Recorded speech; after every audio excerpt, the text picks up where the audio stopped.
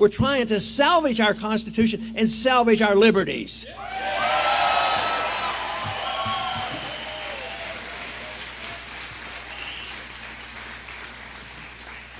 Obviously, too often our foreign policy of the last 30 or 40 years has backfired on us. We get involved, we spend a lot of money, lose a lot of lives, and there are no victories. And then the financial consequences are severe. There's been a $4 trillion increase in our national debt due to the wars we're fighting in the Middle East. Nobody gave proper authority to go there. Nobody knows exactly why we're there. Nobody knows when it's going to be over. They claim it's over in Iraq. I think it's only beginning, unfortunately, and it's just more turmoil. And the sooner we understand that not minding our own business is a much better way to get along with people than dropping bombs on them.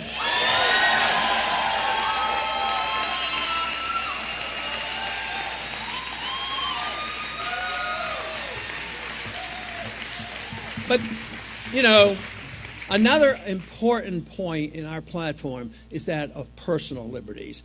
And I am convinced that if you understand personal liberty, if you understand individual liberty, if you understand where liberty comes from, it comes to us in a natural way. It comes to us in a God-given way. If you understand that, you know that you should also have the right to keep the fruits of all your labors. But it is this careless attitude about individual liberty that has really been undermining whether it's our foreign policy or our economic policy.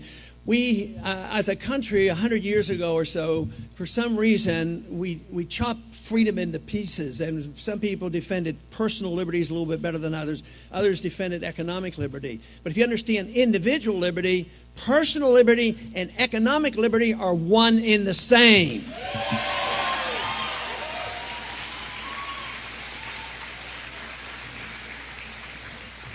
When people are frightened, sometimes they overdo things. And I think a lot of that happened after 9/11. By not understanding the full impact and what was going on after 9/11, tragically it was used as an opportunity for those who had a bill floating around for a decade, and they saw this as an opportunity. And it was a bill that it was misnamed, obviously. It was called the Patriot Act. It should have never been passed, and it ought to be repealed.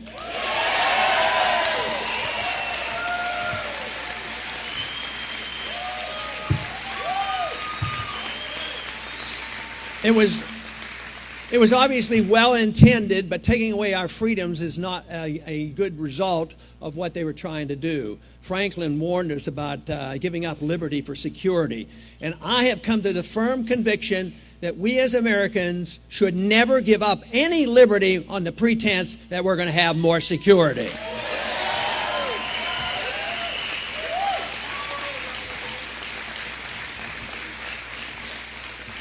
I'm convinced if the Patriot Act had been named something like repeal the Fourth Amendment, it might have had more trouble getting passed. But I was sitting beside another congressman when we were passing that bill, and we only had an hour or two to look at that final version, and he was voting for it, and guess what? I was voting against it. And I said to him, "Why are you voting for this?" I said, "Have you read it?" "No." I said, "There's a lot of bad stuff in here." He says, "I know." I said, "Well, why are you voting for it?" He says, "Well, how can I go back to my district? After 9/11, the people want us to do something. I can't go back and explain it to them." I said, "But that is your job, to go back home and explain it to them."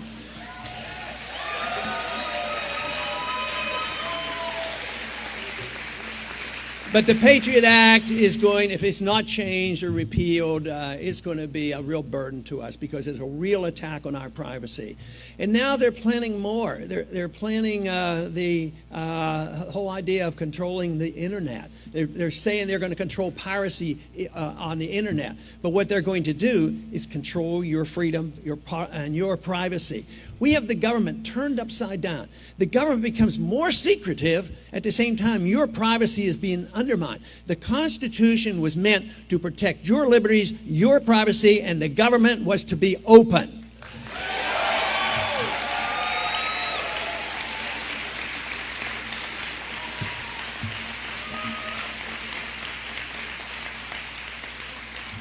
Approximately a year ago, a member of the Obama administration came to a Senate committee and announced that policies had been changed.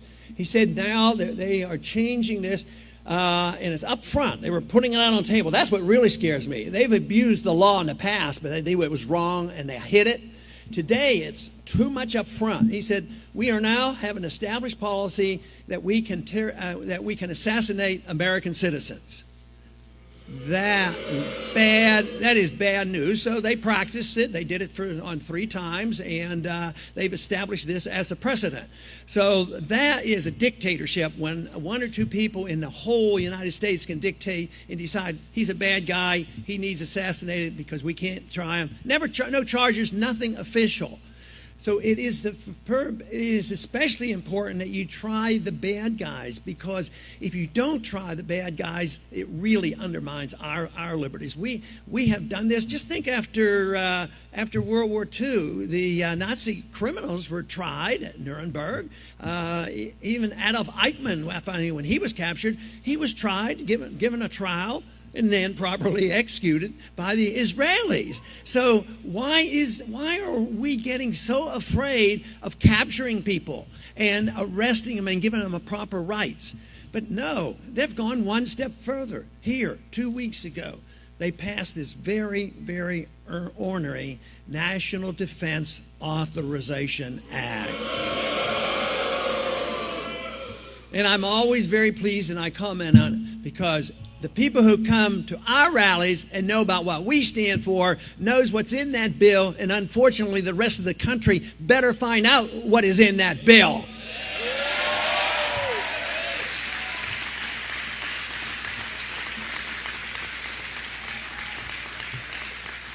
But that bill essentially says that any American citizen now can be arrested.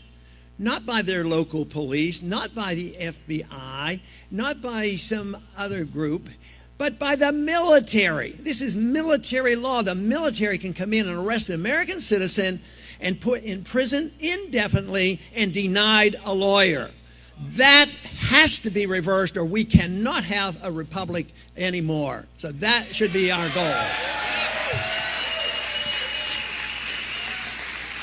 But personal, really all we have to do is think about liberty, where it comes from. Defend liberty. You will defend the marketplace. You will defend private property. You will defend sound money. You will defend contracts. And you will have the regulations of free markets. Under those conditions, guess what? The rich don't get bailed out, and the people don't get their bad debts dumped on them. You have to live up to the contract and the bankruptcy. So this is the important thing. We have to see the free market, individual liberty, a sound economic, a sound foreign policy, and we have a tremendous opportunity. We are having a tremendous impact. Iowa was a great victory as far as I'm concerned, and I believe that the momentum will continue. I believe this country is ripe. They're frustrated with the leadership of both parties. They never see anything change, but they know darn well that I will stick to my guns if put in that office and protect the Constitution and liberty. Thank you. Thank you.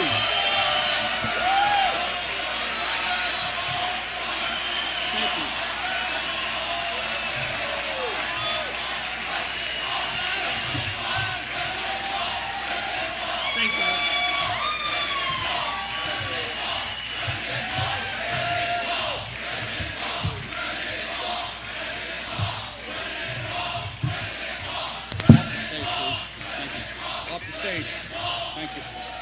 Off the stage. We're going to take some pictures.